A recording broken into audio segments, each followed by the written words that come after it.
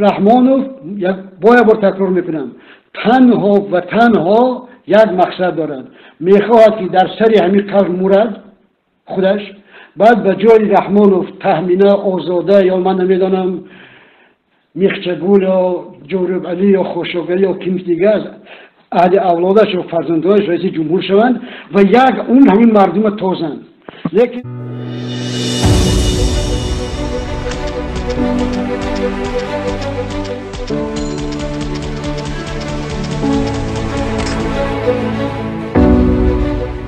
یک شعار دارد برای من: مردن از غلام بودن، مردن از خبرکش بودن، مردن از نامرد بودن هزار و هزار بار اولا است.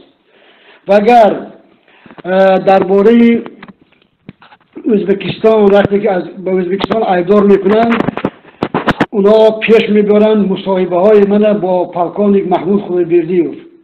بله، من محمود خدایبردیوف رو خوب میشناسم. محمود خدایبردیوف با من در سنگرهای گوناگون بودیم در زمان جنگ شهروندی.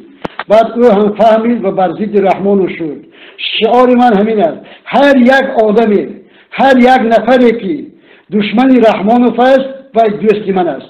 هر یک آدمی که، هر یک شخصیتی که، هر یک نفری که دوست رحمانوف است دشمنی من است. همین، دیگر هیچ. و باز یک بار میگم شما ببینید درباره فانتزی بیسوادانه این حکومت، تمام همین بچه های اون سلیمان شام بعد سکای فورس همه عیبدار میکنن به تروریسم.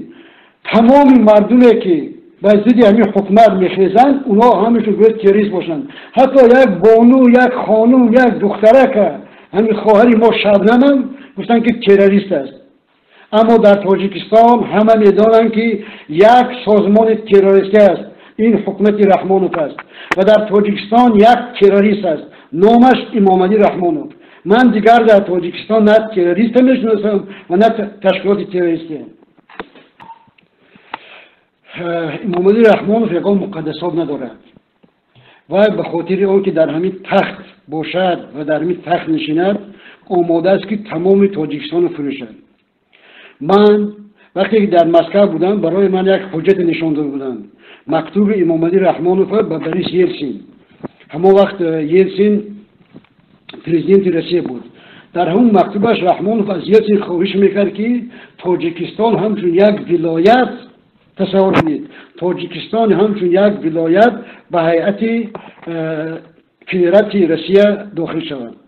خود همین علاقه نشان آن است که چی مقدسات دارد. من درباره زمین به خطای فروختن، درباره چاهای نفت به قرقیزستان دادن و این بحثایی که امروز با ازبکستان دارد حاجت گپم نیست.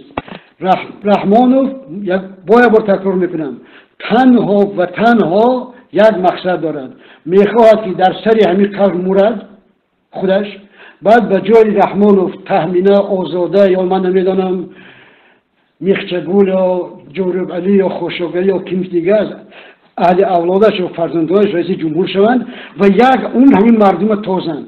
لیکن اگر انشاءالله ما زنده باشیم این آخرین حکمتداری سلاله رحمانوف در تاجیکستان است. دیگر انشاءالله اونها دیگر این تخت و تاج فقط در خوابهای مستیشون در کنجها